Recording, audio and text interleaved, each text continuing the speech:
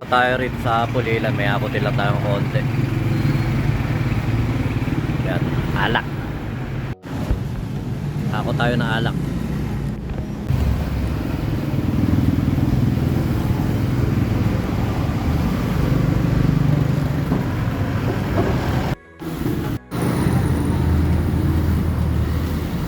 Nakaka-painting ba yung bilog?